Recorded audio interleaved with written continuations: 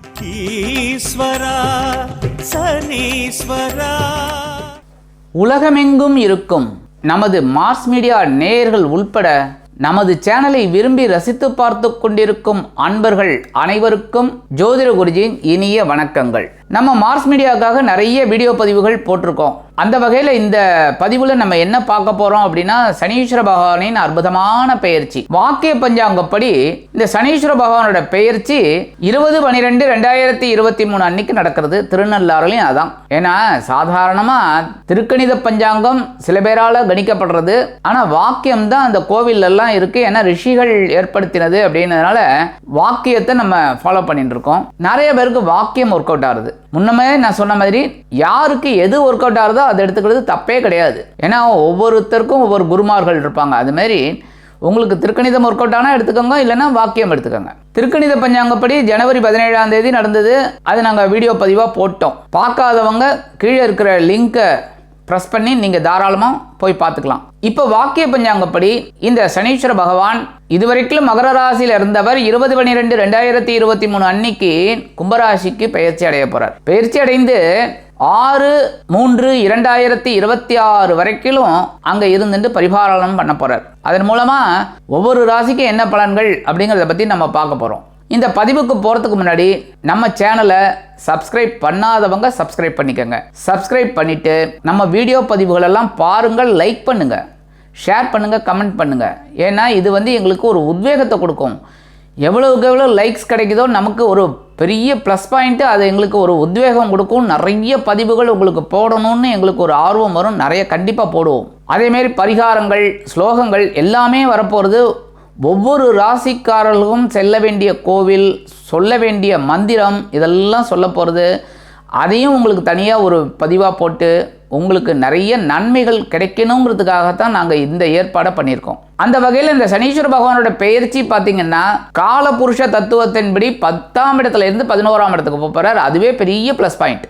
உலகமெங்கும் எல்லாமே சுபிட்சமாக இருக்கும். ஆன்மீக பூமி தழைத்து வரும். அதே மாதிரி எடுக்கிற காரியங்கள் எல்லாருக்குமே சித்தி அடையும். அரசியலில் மாற்றங்கள் அருமையாக நிகழும். எல்லா விதத்திலும் முன்னேற்றங்கள் கூடும். இந்த சனீஸ்வர பகவானை பற்றி ஒரு தனியாக வீடியோ பதிவு போட்டிருக்கு. அதை நீங்கள் டெஸ்கிரிப்ஷனில் போயிட்டு லிங்க் ப்ரெஸ் பண்ணிங்கனாலே உங்களுக்கு அந்த சனீஸ்வர பகவானோட கதை தெரியும். கதை தெரிஞ்சவங்க தாராளமாக இன்னும் நிறைய விஷயங்களை சொல்ல போகிறது, அதை நீங்கள் பார்த்துக்கலாம். கதை தெரியாதவர்கள் தாராளமாக பார்த்துக்கலாம்.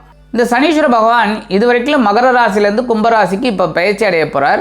பயிற்சி அடைந்து 3, 7, 10 பார்வைகள் அவருக்கு இருக்கிறதுனால 3ஆம் பார்வையாக மேஷ ராசியையும், 7ஆம் பார்வையாக சிம்ம ராசியையும், 10ஆம் பார்வையாக விருச்சிக ராசியையும் பார்வையிட போகிறார். சாதாரணமாக குரு பார்த்தா கோடி நன்மை. அதே சமயம் சனீஸ்வர பகவான் பார்த்தா நம்ம எச்சரிக்கையாக இருக்கணும். சாதாரணமாகவே இந்த சனிப்பயிற்சி அப்படின்னாலே எல்லாருக்குமே ஒரு கிளி வரும். எல்லாருக்குமே. ஏன் அப்படின்னாலே சனீஸ்வர பகவான் ஆயுள்காரகன், மந்தக்காரகன். இந்த மந்தக்காரகனை பற்றி நான் தனியாக அந்த வீடியோ பதிவில் சொல்லியிருக்கேன், பாருங்க. இந்த மந்தக்காரகன் சூரிய பகவானிலேருந்து இந்த சனீஸ்வர பகவான், சனி கிரகம் ரொம்ப தூரத்தில் இருக்குது. அந்த ரொம்ப தூரத்தில் இருக்கிறதுனால சூரியனோட ஒளியை வாங்கிட்டு மெதுவாக தான் அவர் பிரயாணம் பண்ணுவார். ஒரு ராசியில் சாதாரணமாக 2.5 வருஷம் இருப்பார். அதனால தான் அவர் ஒரு ராசி கட்டத்தை முடித்து, அதாவது இந்த 12 ராசி கட்டத்தையும் முடிக்கிறதுக்கு அவருக்கு 30 வருஷம் ஆகும். அதனால தான் ஒரு ஜெனரேஷன் 30 வருஷம் அப்படின்னு வச்சிருக்கு. ஆக இந்த சனீஸ்வர பகவானோட பயிற்சியில் சாதாரணமாக நம்ம என்ன எடுத்துக்கணும் அப்படின்னா, இந்த 7.5 சனி, அதாவது 12ஆம் இடத்துல, 1ஆம் இடத்துல, 2ஆம் இடத்துல இருக்கும்போது அவெல்லாம் கொஞ்சம் ஜாக்கிரதையாக இருக்கணும். அதே சமயம் அஷ்டமத்து சனி, அர்த்தாஷ்டம சனி, கண்டகச்சனி இதிலெல்லாம் இருக்கிறவா கொஞ்சம் உஷாராக இருக்கிறது நல்லது. சாதாரணமாக கண்டகச்சனி 7ஆம் இடம் அப்படிங்கிறதுனால சசயோகம் இருக்குது. அதனால் ரொம்ப பயப்பட வேண்டாம். இருந்தாலும் கவனமாக இருந்தால் போதும். மற்றபடி 3ஆம் இடத்துல, 6ஆம் இடத்துல, 10, 11 இந்த இடத்துல சனீஸ்வர பகவான் வந்தால் ரொம்ப விசேஷம். இந்த சனீஸ்வர பகவான் அப்படிங்கும்போது நம்ம நல்லது நிறைய பண்ண இந்த சனீஸ்வர பகவானால் நமக்கு நிறைய நன்மைகள் கிடைக்கும். கெடுதல் செய்யக்கூடாதுங்கிறது தான் டாப்பிக்கே, வேற ஒன்றும் இல்லை. கெடுதல் அதாவது மனசால கூட நம்ம யாருக்குமே துரோகம் நினைக்காம நம்ம வேலையை நம்ம பார்த்துன்னு இருந்தோம் அப்படின்னாலே பிரச்சனை கிடையாது. சனீஸ்வர பகவானால் நன்மைகள் தான் கிடைக்கும். அதனால் சனீஸ்வர பகவானோட பயிற்சியை பார்த்து யாரும் பயப்பட தேவையில்லை. ஏன் நம்ம நல்லா இருந்தால் போகிறோம், நம்மளை நல்லா வச்சுப்பார்.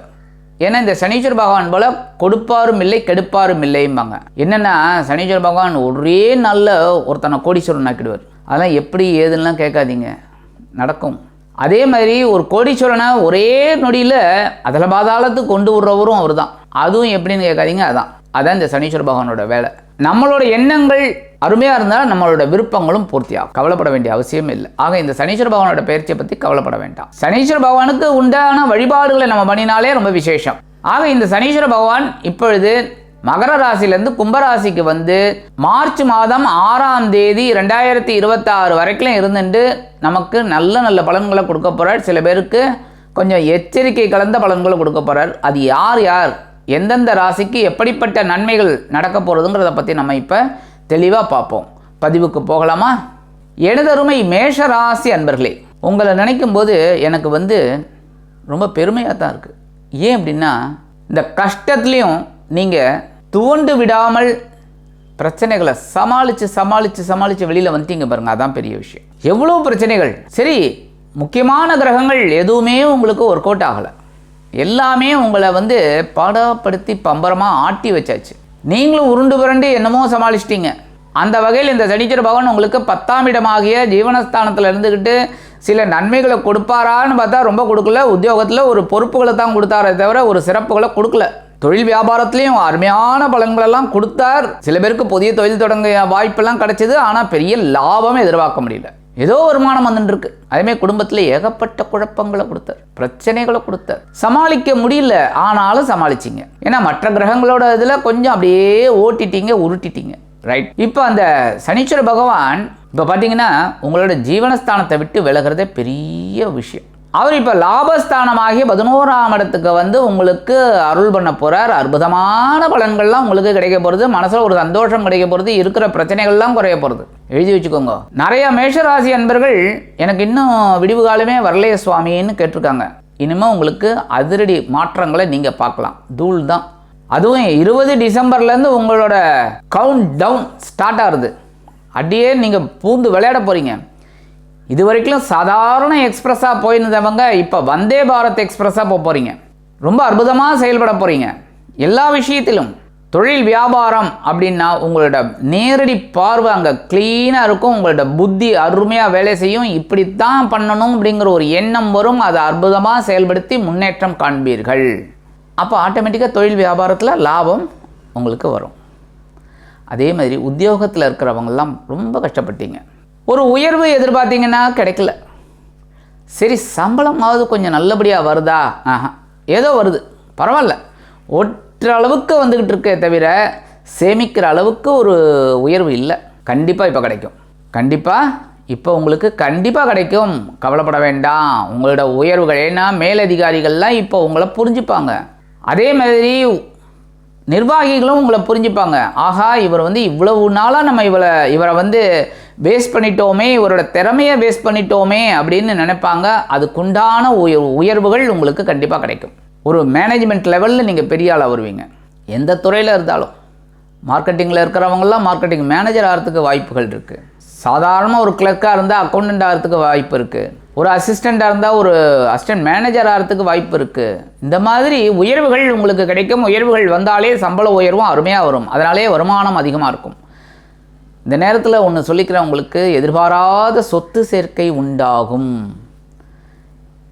ஏதாவது தந்தை வழி உறவுகள் அல்லது தாய் வழி உறவுகளின் மூலம் உங்களுக்கு பொன் பொருள் ஆடை ஆபரண சேர்க்கை உண்டாகும். அதே மாதிரி குடும்பத்திலையும் பார்த்திங்கன்னா ஏகப்பட்ட குழப்பங்கள். வாழ்க்கை துணை மூலமாக உங்களுக்கு நிம்மதியே இல்லை. கணவனாக இருந்தால் மனைவியால், மனைவியாக இருந்தால் கணவனால் ஒரு திருப்திகரமான ஒரு குடும்ப சூழ்நிலை இல்லை. ஏதோ அனுசரித்து போயிட்டு இருக்கீங்க. என்ன பெரிய பிரச்சனை ஆகக்கூடாதுன்னு சில வீட்டில் பிரச்சனைகள்லாம் ஆயிருக்கு. ஆனாலும் சமாளித்ததெல்லாம் போதும் சுவாமி. இன்னமும் உங்களோட குடும்ப உறவு அருமையாக இருக்கும். கணவன் மனைவி உறவு அருமையாக இருக்கும். அதேமாரி ஏன்னா பொருளாதாரம் உயர்ந்தாலே குடும்பம் சுபிட்சமாக இருக்கும். பொருளாதாரம் இல்லைன்னா தான் சுவாமி கஷ்டம். மன நிம்மதிக்காக அலைந்த நீங்கள் இப்பொழுது மன மகிழ்ச்சியோடு காணப்படுவீர்கள். எடுக்கிற காரியங்கள்லாம் இப்போ அருமையாக உங்களுக்கு நிறைவேறும். உத்தியோகத்தில் உள்ள பெண்களுக்கு முயற்சிகள் சாதகமாகும். அதேமாரி வேலை தேடுற குழந்தைகளுக்கெல்லாம் புதிதாக வேலை கண்டிப்பாக கிடைக்கும். நல்ல வேலை கிடைக்கும். அதுக்கேற்ற மாதிரி ஒரு சம்பளம் கிடைக்கும். அதேமாரி வெளிநாடு இல்லைன்னா வெளியூர் போயிட்டு சம்பாதிக்கணும் அப்படின்னு நினைக்கிற குழந்தைகள்லாம் தாராளமாக இப்போ புதிய வேலை தேடலாம். வீடு மனை வாகனம் வாங்கும் யோகம் சிலருக்கு உண்டாகும். அதேமாரி இந்த நேரத்தில் உங்களுக்கு நிறைய நன்மைகள் கிடைக்கிறதுக்கு வாய்ப்புகள் இருக்குது. இதெல்லாம் நீங்கள் உபயோகப்படுத்திக்கணும். ஏன்னா மந்தக்காரகன் மந்த இடத்துல இருந்தால் தான் உங்களை மந்தமாக வேலை செய்ய விடுவார். ஆனால் இவர் இப்போ 11ஆம் இடமாக லாபஸ்தானத்துக்கு வந்ததுனால உங்களை அப்படியே தூக்கி விடுவார். ஏறுங்க. இந்த நேரத்தில் நீங்கள் அப்படியே பிடிச்சிக்கிட்டு ஒரு உயர்வான இடத்துக்கு வரணும். அடுத்தபடியாக இந்த சனீஸ்வரனோட பார்வைன்னு பார்த்தீங்கன்னா உங்கள் ஜென்மராசியில் விழுது 3ஆம் பார்வையாக. உடல் ஆரோக்கியத்தில் கொஞ்சம் கவனமாக இருங்க, அது நல்லது. சாதாரணமாகவே ஒரு 40 வயசு ஆனாலே உடம்பை பார்த்துக்கணுன்னு சொல்லுவாங்க. ஆனால் இப்போல்லாம் 30 வயசு தான், குழந்தைகளுக்கு கூட நிறையா வியாதி வருது. அதனால் உடல் ஆரோக்கியத்தில் கொஞ்சம் அக்கறை எடுத்துட்டா போகும். உணவு கட்டுப்பாடு, அதேமாரி சில நேரங்களில் சில முன்கோபம்லாம் வரலாம், அதெல்லாம் கொஞ்சம் குறைச்சிக்கிறது ரொம்ப நல்லது. அடுத்தபடியாக தனது 7ஆம் பார்வையாக உங்களிட பஞ்சமஸ்தானத்தை பார்க்குறார். ஆன்மீக விஷயங்களில் உங்களுக்கு நிறைய நாட்டம் உண்டாகும். அதனாலேயே சில பேருக்கு குலதெய்வ பிரார்த்தனைகளை நிகழ்த்தி மகிழும் வாய்ப்புகள் உண்டாகும். புனித தலையாத்திரை செல்லக்கூடிய வாய்ப்புகளும் சிலருக்கு கிடைக்கும். காசி ராமேஸ்வரம் போயிட்டு வரலாம் அப்படின்னு ரொம்ப நாளாக பிளான் பண்ணிட்டு இருக்கிறவங்களாம் இப்போ அதை உபயோகப்படுத்திக்கலாம். பூர்வீக சொத்துக்களில் இருந்து வந்த தடை தாமதங்கள் விலகும். எடுக்கிற காரியங்கள் உங்களுக்கு அற்புதமாக இருக்கும். இந்த வாய்தான்லாம் போனதெல்லாம் நின்று உங்களுக்கு கைக்கு வரத்துக்கு வாய்ப்புகள் இருக்குது. குழந்தைகளின் மூலம் சில குழப்பங்கள் இருந்தாலும் சந்தோஷம் உண்டாகும். தடைப்பட்ட திருமண யோகம் கைகூடும். நல்லா ஞாபகம் வச்சுக்கோங்க.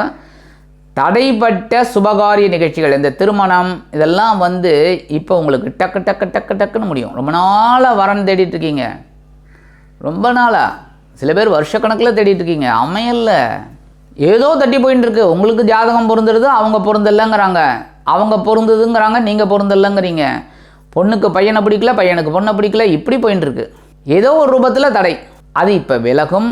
சுபகாரிய நிகழ்ச்சிகள் உங்கள் இல்லத்தில் கைகூடும். மங்கள காரியங்கள் அற்புதமாக நடைபெறும். கவலையே பட வேணாம். நல்ல வரன் உங்களுக்கு அமையும். நீங்கள் வேணால் பாருங்கள், இதுவரைக்கும் உங்களுக்கு கஷ்டம், தடைப்பட்ட தாமதம், திருமணம் இதெல்லாம் 20-12க்கு மேலே இந்த சனிப்பெயர்ச்சி ஆனோன்னே பாருங்கள் டக்குன்னு முடியும்.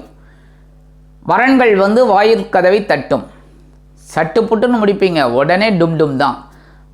ஆக உங்கள் வீட்டில் மேலச்சத்தம் கேட்குறதா இல்லையா பாருங்கள், அற்புதமாக இருக்கும். அதேமாரி குழந்தை பாக்கியம் தேடிக்கொண்டிருந்தவர்களுக்கு கண்டிப்பாக குழந்தை பாக்கியம் கிடைக்கும்.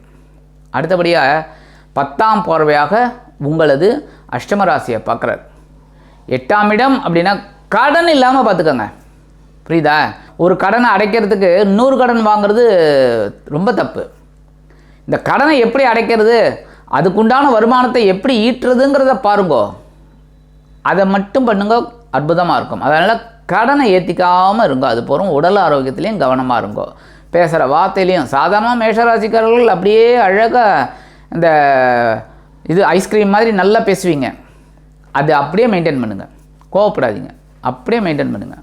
இந்த மாதிரிலாம் நீங்கள் பண்ணினாலே சனீஸ்வரனோட பார்வை உங்களுக்கு பலமாக இருக்கும். பரிகாரமாக என்ன பண்ணினா ரொம்ப விசேஷம் அப்படின்னு பார்த்தீங்கன்னா, வைத்தீஸ்வரன் கோயில் போய் நவகிரகங்களில் உள்ள சனீஸ்வர பகவானுக்கு அர்ச்சனை செஞ்சுட்டு வாங்க. ரொம்ப வித்தியாசமாக இருக்குல்ல? கண்டிப்பாக.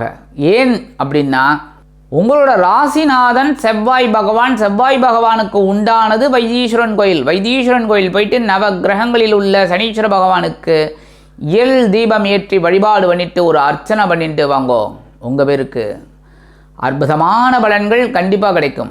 அதுக்கப்புறம் அருகில் உள்ள ஆலயங்களில் நவகிரகங்களில் உள்ள சனீஸ்வர பகவானுக்கு எள் தீபம் ஏற்றி வழிபாடு பண்ணிட்டு வாங்கோ. முடிந்த சனிக்கிழமை, ஒவ்வொரு சனிக்கிழமையும் பண்ணுறது ரொம்ப உச்சிதம். முடியலையா, உங்களால் முடிஞ்ச சனிக்கிழமையெல்லாம் போய் பண்ணிட்டு வாங்கோ. உடல் ஊனமுற்றவர்களுக்கு உங்களால் முடிஞ்ச உதவியை செய்யுங்க. உங்களால் முடிஞ்சது நான் சொல்லிட்டேன். வஸ்திரம்தான் வாங்கி கொடுக்கணும், பணம் தான் கொடுக்கணும் அப்படின்லாம் நான் சொல்லலை. ஒரு அன்னம் வாங்கி கொடுத்தா கூட நல்லது. ஒரு சாப்பாடு வாங்கி கொடுங்க, ஒரு டிஃபன் வாங்கி கொடுங்க, இல்லை ஒரு 10 ரூபா கொடுங்க, ஏதோ ஒன்று உங்களால் கைங்கரியம் என்ன பண்ண முடியுமோ பண்ணுங்க. ஆக இந்த பரிகாரம் பண்ணினாலே உங்களுக்கு இந்த சனீஸ்வர பகவானால் வரக்கூடிய ஒரு நன்மைகள் அதிக அளவில் கிடைக்கும். சாதாரணமாகவே உங்களுக்கு நிறைய நன்மைகள் கொடுக்கறதுக்கு அவர் ரெடியாக இருக்கார். இறைவன் கொடுக்கறதுக்கு ரெடியாக இருக்கார். கேட்கறதுக்கு தான் யாரும் ரெடியாகலை. ஏன்னா நம்ம மனசு அலபாஞ்சின்னு இருக்குது. நம்ம ஒன்று வேண்டுறதுக்குள்ளேயுமே 10 பிடுங்கல்கள் வந்துடுறது. அதனால் மனமுருகி வழிபாடு பண்ணுங்கோ, கண்டிப்பாக நன்மைகள் உங்களுக்கு கிடைக்கும்.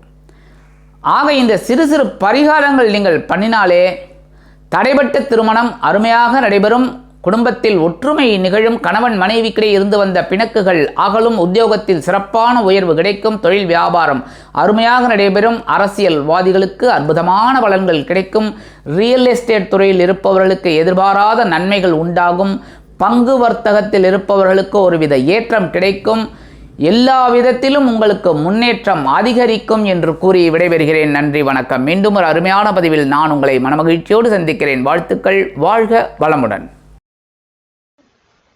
இந்த சேனல் உங்களுக்கு பிடிச்சிருந்தா மறக்காம சப்ஸ்கிரைப் பண்ணுங்க, ஷேர் பண்ணுங்க, லைக் பண்ணுங்க, கமெண்ட் பண்ணுங்க.